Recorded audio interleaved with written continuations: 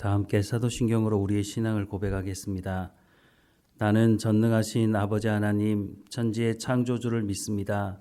나는 그의 유일하신 아들 우리 주 예수 그리스도를 믿습니다. 그는 성령으로 잉태되어 동정녀 마리아에게서 나시고 본디오 빌라도에게 고난을 받아 십자가에 못 박혀 죽으시고 장사된 지 사흘 만에 죽은 자 가운데서 다시 살아나셨으며 하늘에 오르시어 전능하신 아버지 하나님 우편에 앉아 계시다가 거기로부터 살아있는 자와 죽은 자를 심판하러 오십니다.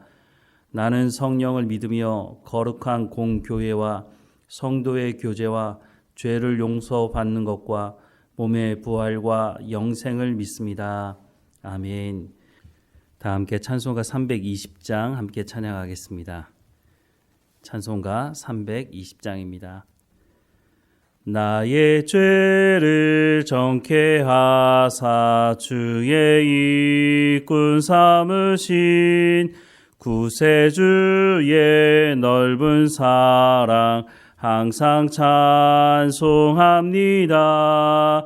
나를 일꾼 삼으신 주 크신 능력 주시고 언제든지 주 뜻대로 사용하여 주소서. 내게 부어주시려고 은혜 예비하신 주의 은혜 채워주사 능력 있게 하소서. 나를 일꾼 삼으신 주 크신 능력 주시고 언제든지 주 뜻대로 사용하여 주소서. 죄의 짐을 풀어주신 주의 능력 크도다. 나를 피로 사신 예수 내 맘속에 오소서.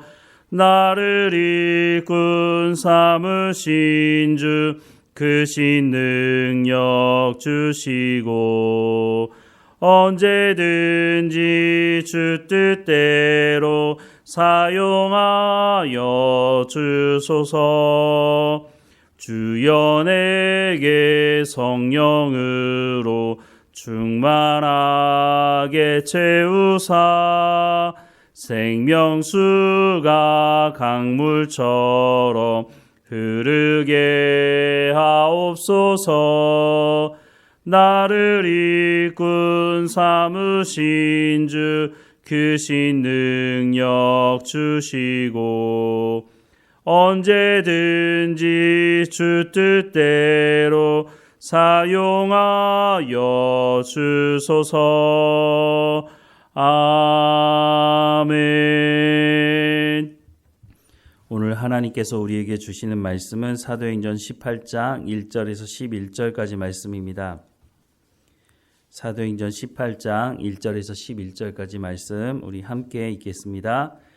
그 후에 바울이 아덴을 떠나 고린도에 이르러 아굴라라 하는 본도에서 난 유대인 한 사람을 만나니 글라우디오가 모든 유대인을 명하여 로마에서 떠나라 한 고로 그가 그 안에 브리스길라와 함께 이달리아로부터 새로 온지라 바울이 그들에게 가매 생업이 같으므로 함께 살며 일을 하니 그 생업은 천막을 만드는 것이더라. 안식일마다 바울이 회당에서 강론하고 유대인과 헬라인을 권면하니라. 실라와 디모데가 마게도냐로부터 내려오매 바울이 하나님의 말씀에 붙잡혀 유대인들에게 예수는 그리스도라 밝히 증언하니 그들이 대적하여 비방하거늘 바울이 옷을 털면서 이르되 너희 피가 너희 머리로 돌아갈 것이요 나는 깨끗하니라. 이후에는 이방인에게로 가리라 하고 거기서 옮겨 하나님을 경외하는 디도 유스도라 하는 사람의 집에 들어가니 그 집은 회당 옆이라. 또 회당장 그리스보가 온 지방과 더불어 주를 믿으며 수많은 고린도 사람도 듣고 믿어 세례를 받더라. 밤에 주께서 환상 가운데 바울에게 말씀하시되 두려워하지 말며 침묵하지 말고 말하라. 내가 너와 함께 있음에 어떤 사람도 너를 대적하여 해롭게 할 자가 없을 것이니 이는 이 성중에 내 백성이 많음이라 하시더라. 1년 6개월을 머물며 그들 가운데서 하나님의 말씀을 가르치니라. 아멘. 바울이 아덴을 거쳐서 고린도에 오게 됐습니다. 고린도도 아덴과 비슷한 성격을 가지고 있기는 했는데요. 아덴에서 멀지 않은 곳이어서 그런지 모르겠지만 고린도도 철학에 관심이 상당히 많았던 도시였습니다. 또 이 고린도는 항구 도시였기 때문에 많은 사람들이 오고 가며 돈이 많이 모이는 곳이기도 했습니다. 많은 사람들이 오고 가다 보니 고린도에 숙박시설이 많이 필요했었습니다. 그런데 건물을 짓기에는 시간도 많이 걸리고 또 돈도 많이 필요했기 때문에 건물을 짓기보다는 사람들이 오랫동안 그곳에서 사는 것도 아니었기 때문에 큰 텐트를 만드는 일들이 필요했습니다.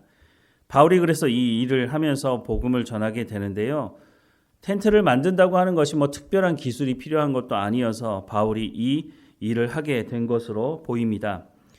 그런데 사실 바울이 복음을 전하는데도 시간이 부족한데 텐트까지 만들어가면서 복음을 전한다는 것 쉽지 않았을 것이라고 생각이 듭니다. 어떤 분들은 그렇게 생각할 수도 있겠죠. 아니, 바울이 놀러 다니는 것도 아니고 선교 여행을 다니고 있는데 그러면 바울이 개척했던 교회나 안디옥 교회 이런 교회들이 바울을 후원하면 되는 것 아닌가? 물론 안디옥 교회가 바울을 파송했기 때문에 어느 정도는 도움을 주었겠지만 충분하게 도움을 주지는 못했던 것 같습니다. 그리고 바울이 개척한 교회들은 있었지만 그렇다고 해서 그 교회들이 바울을 후원할 만큼 충분히 재정적으로 넉넉했던 교회들도 아니었던 것으로 보여집니다. 무엇보다 바울을 따라다니는 꼬리표 하나가 있었는데요. 바울이 공식적으로 합법적으로 예수 믿는 사람들을 잡아들였던 사람 아니었습니까? 그러다 보니까 좋은 소문보다 나쁜 소문이 빨리 퍼지고 오래가는 것 같습니다. 사도 바울이 회심하고 복음을 전한 지가 언젠데 사람들은 여전히 바울하면 야, 저 사람 예전에 예수 믿는 사람들 다 잡아들이던 그 사람 아니야? 이런 소문이 있다 보니까 교회들조차도 바울에게 적극적으로 후원하는 일을 하지 못했다는 겁니다. 결국은 후원하는 교회들이 많지 않으니 바울이 말씀을 전하는 것도 말씀을 전하는 것이지만 사실 먹고 마셔야 복음을 전할 수 있지 않겠습니까? 그러다 보니까 고린도에 와서 텐트를 만드는 일을 하게 됐다는 것입니다. 하나님께서 바울에게 디모데를 또 누가를 붙여주셨던 것처럼 고린도에 와서 하나님께서 바울에게 브리스길라와 아굴라 부부를 붙여주십니다. 이 사람들은 또 바울과 같은 업을 가지고 있었고 그래서 함께 머물면서 바울은 그들에게 또 복음을 전했겠죠. 이러면서 브리스길라와 아굴라는 초대 교회 때 상당히 중요한 역할을 한 사람으로 성장하게 되는 것을 또 알게 됩니다. 어찌 되었든지 간에 바울이 고린도에 와서 하나님의 말씀을 전했지만 이곳에서도 다른 곳에서 복음을 거부했던 적극적으로 바울에게 돌을 던지거나 또한 채찍질을 당할 수 있도록 했던 그 유대인들이 여전히 이곳에서도 복음을 거부하고 있었다는 것을 말씀하고 있는데요. 5절 이하의 말씀에 실라와 디모데가 마게도냐로부터 내려오매 바울이 하나님의 말씀에 붙잡혀 유대인들에게 예수는 그리스도라 밝히 증언하니 그들이 대적하여 비방하거늘 바울이 옷을 털면서 이르되 너희 피가 너희 머리로 돌아갈 것이요 나는 깨끗하니라 이후에는 이방인에게로 가리라 하고 거기서 옮겨 하나님을 경외하는 디도 유스도라 하는 사람의 집에 들어가니 그 집은 회당 옆이라. 또 회당장 그리스보가 온 지방과 더불어 주를 믿으며 수많은 고린도 사람도 듣고 믿어 세례를 받더라 라고 말씀을 하고 있습니다. 먼저는 유대인들에게 복음을 전했습니다. 유대인들, 바울의 동족 아닙니까? 바울이 로마서에서도 말씀을 하고 있는 것처럼 바울은 자신이 이방인에게 복음을 전하는 사람으로 선택받고 복음을 전하지만 내 동족 유대인들이 하나님의 말씀을 듣고 돌아오기를 간절히 소망한다고 말한 것처럼 바울이 복음을 전할 때 가장 먼저 복음을 전한 대상은 유대인들이었다고 하는 것입니다. 그런데 이 유대인들, 다른 곳의 유대인들과 똑같이 복음을 거부했습니다. 예수가 바로 하나님께서 약속하신 메시아가 아니라고 하는 것이죠. 그러자 나는 이방인에게로 향한다 라고 하면서 고린도에 있는 이방인들, 고린도 사람들에게 복음을 전했고 그 중에 많은 사람들이 주께 돌아오고 세례를 받았다라고 말씀을 하고 있습니다. 하지만 유대인들이 이렇게 적극적으로 복음을 거부하고 또 바울을 협박하기도 했겠죠. 또 다른 곳에서 바울이 당했던 그런 일들을 이 유대인들도 아마 들었을 것입니다. 그러다 보니 이곳에 더 이상 머물면서 복음을 전하기는 쉽지 않았던 것으로 보입니다. 그래서 고린도에서 떠나가려고 했죠. 그런데 바울이 튀리키의 북쪽에 있는 지역에 복음을 전하려고 하다가 성령께서 환상 중에 마게도니아 사람, 그 사람이 손짓해서 유럽으로 건너가라고 하는 그 말씀을 듣고 선교의 방향이 바뀌었던 것처럼 고린도에서도 성령께서 환상 중에 바울에게 이렇게 말을 하는데요. 9절부터 11절 말씀해 보면 밤에 주께서 환상 가운데 바울에게 말씀하시되 두려워하지 말며 침묵하지 말고 말하라. 내가 너와 함께 있음에 어떤 사람도 너를 대적하여 해롭게 할 자가 없을 것이니 이는 이 성중에 내 백성이 많음이라 하시더라.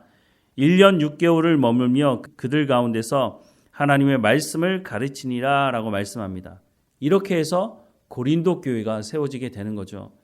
10절 말씀해 보면 내가 너와 함께 있음에 어떤 사람도 너를 대적하여 해롭게 할 자가 없을 것이다 라고 말씀합니다.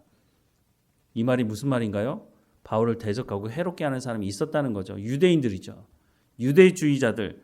그 사람들이 복음을 전하지 못하도록 방해하지만 성령께서 함께 하시기 때문에 이 모든 것을 막으시겠다고 말씀하시는 거죠. 그래서 이 환상을 본 바울이 1년 6개월 동안 우리가 사도행전을 보면 알 수 있지만 바울이 1년 6개월 동안 한 곳에 머물면서 복음을 전한 곳 흔하지 않았습니다. 에베소 같은 경우에는 한 번, 두 번 이렇게 머물면서 총 3년을 가르치는 교회도 있었지만 이렇게 1년 6개월 동안 머문 곳은 고린도 외에는 다른 곳은 없었던 것으로 보여집니다. 그만큼 하나님께서 이 고린도를 사랑하시고 바울 사도를 통해서 말씀을 집중적으로 정해냈다고 하는 것입니다. 그런데 나중에 우리가 고린도 전서 후서를 보면 알 수 있지만 이렇게 바울이 온 힘을 쏟아서 말씀을 전한 고린도였음에도 불구하고 이 고린도에 참 많은 문제가 있었던 것을 우리는 또 알 수 있는 거죠. 어찌 되었든지 간에 복음을 전하는 사람은 늘 성령의 충만한 가운데 있어야 합니다. 어떤 사람들은 목회자는 화도 내면 안 된다고 말하는 사람도 있습니다. 아니 예수님도 화를 내시고 하나님도 분노하시고 또 바울도 화를 내는데 목회자라고 별 수 있겠습니까?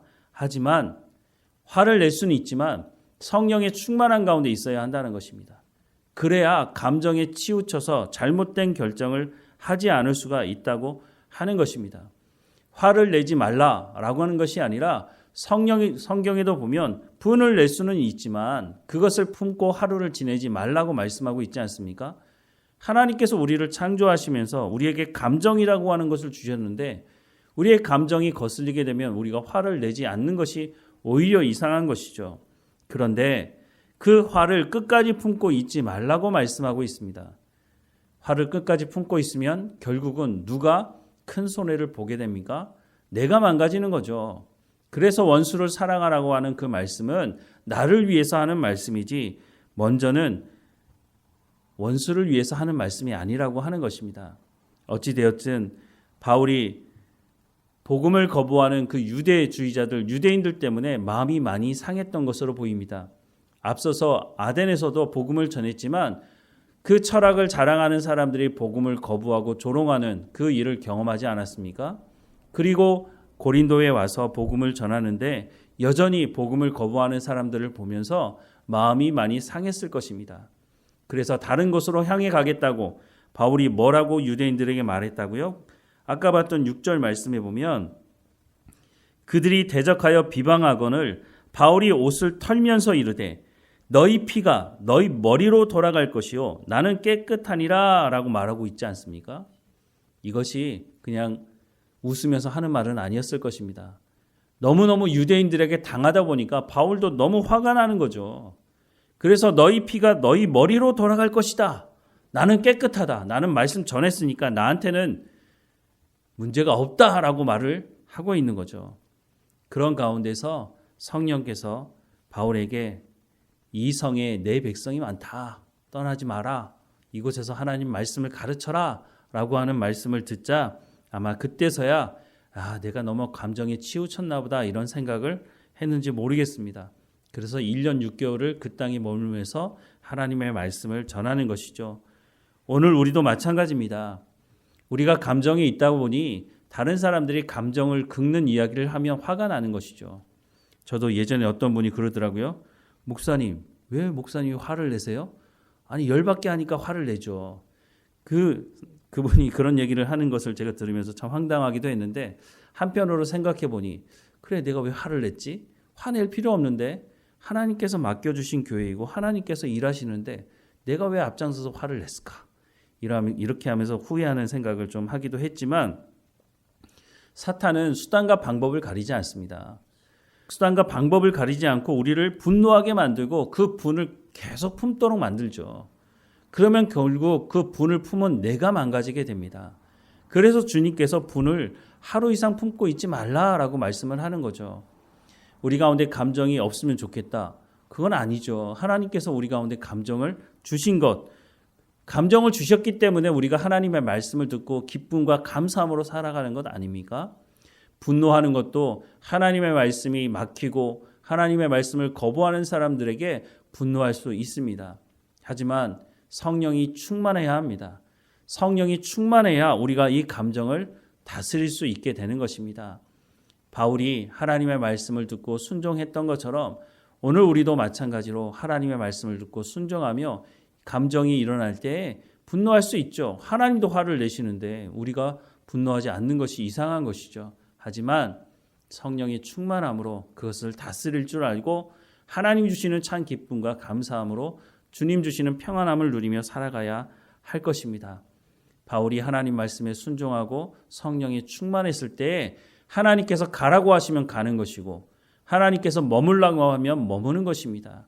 내 감정에 따라서 움직이게 되면 결국은 쓴뿌리를 내리게 되고 결국은 죄를 짓게 될 수 있다는 것입니다. 그러니 우리가 날마다 성령의 충만함을 구하고 화가 나더라도 하나님께 집중하고 화가 날 때는 더 하나님 앞에 엎드리고 하나님 내 가운데 말씀해 달라고 그래서 그 말씀에 순종함으로 하나님의 나라를 이루어가는 우리의 삶이 되기를 주님의 이름으로 축원합니다. 기도하겠습니다. 사랑하는 하나님, 우리 가운데 성령의 충만함을 날마다 허락해 주옵소서. 때로는 우리가 화가 나고 분하기도 하는 마음이 있습니다. 하지만 그것이 우리를 다스리지 못하게 하시고 하나님 우리가 이 분을 하나님 앞에 내려놓게 하시고 이 화를 하나님께 내려놓게 하시고 하나님께서 주시는 마음을 가지고 새로워질 수 있도록 하나님 인도해 주옵소서. 하나님 우리가 복음을 전하는 현장에서 우리의 감정이 상하는 말을 들을 수가 있습니다. 그래서 우리가 실수할 때도 있습니다.